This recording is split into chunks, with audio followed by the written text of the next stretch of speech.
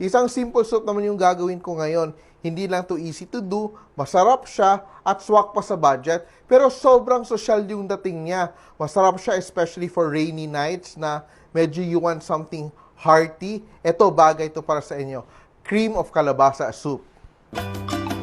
Simple, luto na, Magsisimula tayo ng ating soup.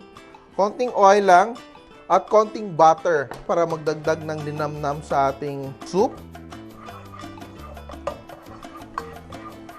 Lagyan natin ng onions, garlic, at ginger. Ang special ingredient natin, konting patak lang ng cinnamon powder. Yan. So it's very aromatic, no? Very warm ang flavor. Then lalagay na natin yung ating kalabasa. Igisa lang natin with a little salt and chicken stock.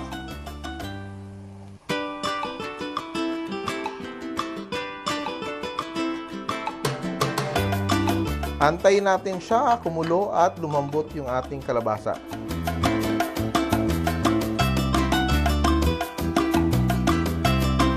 So, malambot na yung ating kalabasa. Ngayon, ililipat ko siya sa ating blender.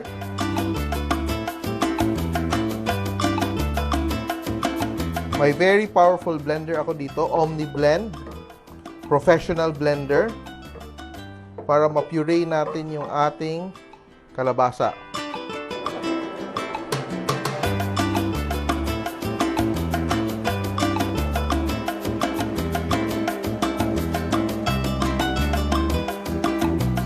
So, sobrang smooth na nating kalabasa puree.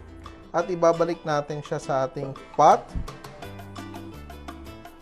to add our cream.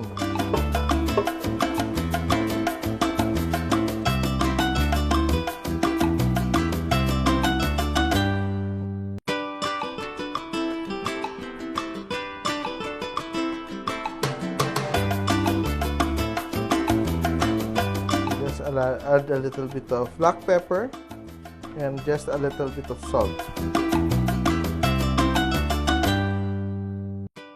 So we have a very nice silky kalabasa soup. Very beautiful color. A little bit more.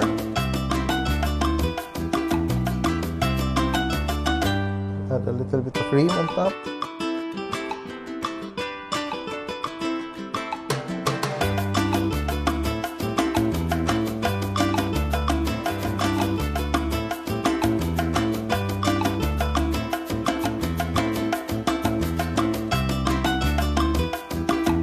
Kalabasa cream soup, simple!